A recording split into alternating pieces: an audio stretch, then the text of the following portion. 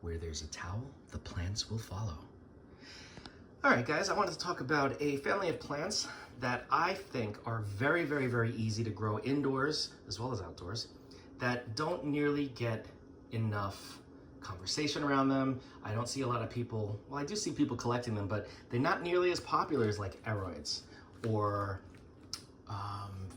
Tradescantia, chlorophytum, you know, like spider plants, wandering dude, pothos, all those very common indoor plants. People always say, oh, those are the easiest, start with them.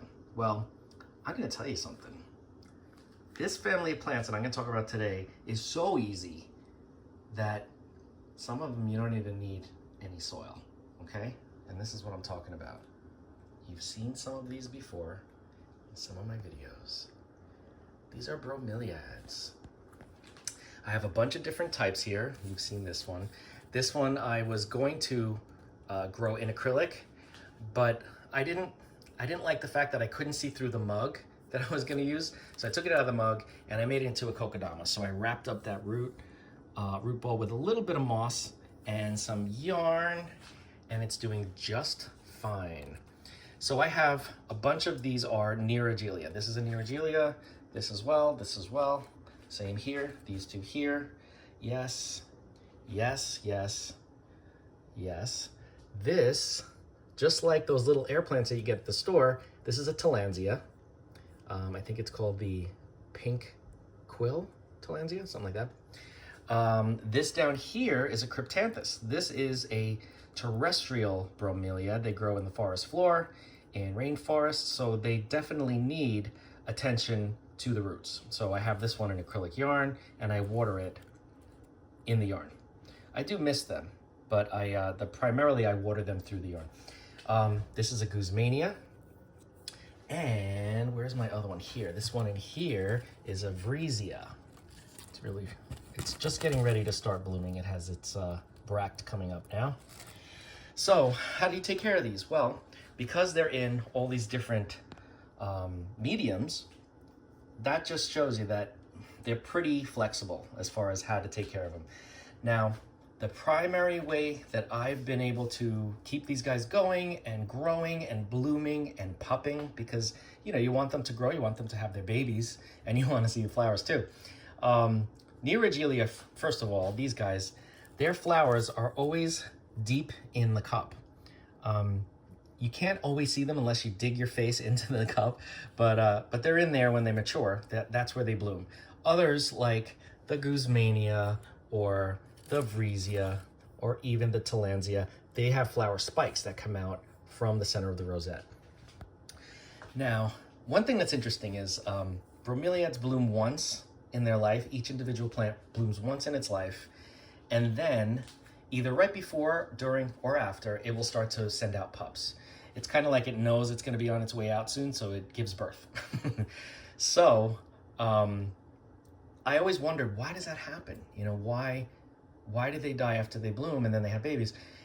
I realize it's because the growth point is in the middle for all these plants, right? When the growth point is starting to bloom, there's no further growth from the flower. It's just the flower blooms, sets seed if it gets fertilized, and then that's it. There's no further growth where that flower was. That's why they start to die back. But it takes a while. It's not like it happens in a week or two. It's like months down the road. The parent eventually withers away. But think of it this way. The pupping that happens at the base, here's a good example from my Guzmania. The pupping that happens, it's just like the plant putting out new branches because the main branch had the flower, is no longer growing further past the flower, so they send out other branches. It's almost like if you trim your shrubs outside, it gets side shoots, right? So that main shoot that you cut doesn't continue growing, but the side shoots do around it. Same thing here. It's just described and it appears differently, right? Think of those pups as side shoots. That's pretty much all that it is. So the plant will do whatever it needs to do to continue thriving, even though the main flower, the main growth point, stopped from the flowering, right after the flowering. So that's why that happens, okay? Number one, how do you take care of these? Well, for most of these, especially the epiphytic types, the Nerogelia, Guzmania, Tillandsia, Vriesia, they don't necessarily need to be watered at the soil or the medium that you're using. You can keep that, you know, you can water that every once in a while, but that's not primarily where they're getting their moisture and their nutrients from. Everything is through the leaves, or at least I'd say 90% of what they ingest is through the leaves. So what I end up doing is I don't go around with a watering can and fill up the cups. That's what they always say to do. Fill up the cup with water. When you're indoors, keeping that cup full of water, it could get rancid, it could start getting bacteria, and then you get crown rot, and then everything's a mess. So what I do is I get my mister, my little spray mister, and I go to them a couple times a week. I mist all the leaves and mist in the cup all around. If I want to mist a little bit in the medium, I can, but I'm not gonna fill it up and leave a reservoir. That's just not necessary. Those roots that are there that usually will attach to things will start to rot, no question. But what happens is the plants in their cup, where the flowers eventually will grow, that's where they hold the water. It's like a water tank. You see the water in there? And in this one too, see the water in there? Now, I don't put like an inch of water in there, maybe a centimeter, depending on the size of the plant. But I also won't just spray the plant just to spray it. If there's a little bit of water in there, I'll leave it. I don't need to spray it. I may spray the other leaves, like the outer leaves, but I'm not gonna spray in the cup because there's already water in there, right? So from what I've noticed, that's all they need. That and some bright indirect light. Some of them will take full sun, like this one is taking full sun, and that's why it's got such beautiful coloring. Without the sun, this is the coloring it gets, right? With sun, without sun. So some of them can handle full sun. Most of them prefer not to be singed by sun. Now indoors, obviously things are different. The environment's different. There's a glass pane, your window, that kind of filters out some of the rays. So from what I've experienced, plants that don't like full sun seem to do okay behind a window. So I'm not gonna worry too much about it unless I have a reason to worry about it. I'm not just gonna listen to what people say. I go by my experience. So yeah, number one was the watering. Number two, what kind of medium do you want to put it in? Well, you have a lot of options. Sometimes people use orchid bark or other orchid media. Some people may even use sphagnum moss. I don't recommend that because that holds on to a lot of water. And if you have a lot of sphagnum around those roots in a nice sized pot, that's just a recipe for rot. So I don't do that. What I have used is lava rock for some, leca for others, acrylic yarn, no substrate at all. Some of them are still, like this one here, are still in the soil that they came in originally, just so I can see how it works out. But I'm not gonna keep that soil or the medium, any of the mediums, wet all the time. I like to let them dry out. Same thing with the cup, like I said, fill it, well, not fill it, but give it a little drinky poo, and then you can mist the plant throughout the week, but I would not concentrate on that cup until and unless there's very little or no water in there. That's about it. These plants are not heavy feeders. If you want, you can get a bromeliad or an air plant or an orchid fertilizer, like Better Grow Orchid Plus that I have in my link in the description. And you could do maybe a quarter strength in the water that you're spraying. It's not recommended to put fertilizer in the cup because the salts that don't get absorbed by the plant can build up and cause a problem, and then you can rot out the cup. So if you're gonna put fertilizer, I would spray maybe the outer leaves and maybe a little bit of the medium, but again, they're not heavy feeders. So these guys, I don't think I've fed any of them any fertilizer at all. And look at how beautiful they are, especially this one. This one I've had for a while. Oh, not that long actually. This has only been a month or two. But some of the other ones that I've had, they just don't seem, this one I've had longer, they don't seem to mind not being fed. And they continue to grow. And the moisture part, like keeping moisture, a little bit of water in the cup, that's what has really gotten this pup in particular to grow so fast. Because this, when I got it, it was just a little bump coming out of the base, if you remember. I don't know if you guys saw that video. Just a little, like a little tiny stem. I'm like, oh, we got a pup. And keeping it hydrated, it grew so quickly from the stolon. Now this is a stolon. Some bromeliads grow pups using a stolon, which is kind of like an above ground rhizome kind of thing. It's like a stem, and then the baby sprouts out, and then this one can have one that comes out of there. This one can have more. Other bromeliads pup differently, like the cryptanthus. After they bloom, usually after they bloom, they will start to pup all around, but more towards the top of the plant, less so than the bottom.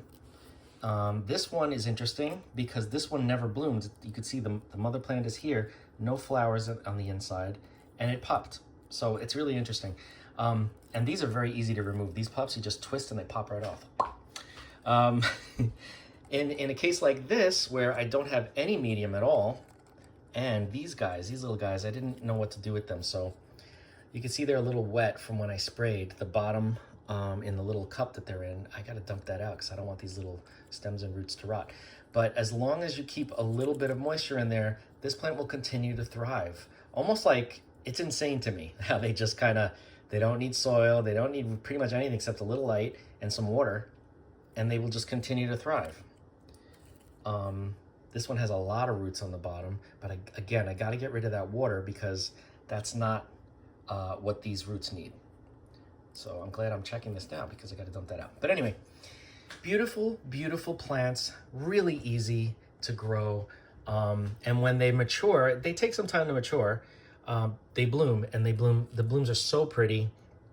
As soon as like another one of these starts to bloom, this one has still got some time. This one hasn't actually bloomed yet. This is the bract. This one is not gonna bloom because it rotted before I got it. It was on clearance, of course. I feel so bad for them. But anyway, so yeah, they take some time to mature, but once they mature, they'll bloom. The blooms, the bracts at least, can last for months. Just like orchids, this thing will last for months, and then you'll get a flower here, and then a couple days later, a flower here, and they just take turns blooming on the sides. But such a pretty, this isn't even the full coloring of this. It gets a really bright pink. But yeah, they're really beautiful plants. And if you don't really care about the flower part of things, then I would focus on neoregelias. These guys, they're the ones that have the flowers deep in the cup. They also call it a vase. So these guys were bred, hybrids were created to make even prettier leaves, because really that's the show for these guys. It's not the flowers. And as you can see, they've succeeded. Just so pretty. And these leaves are very, very like leathery. They almost feel like Hoyas. They almost feel fake. This one here feels very fake.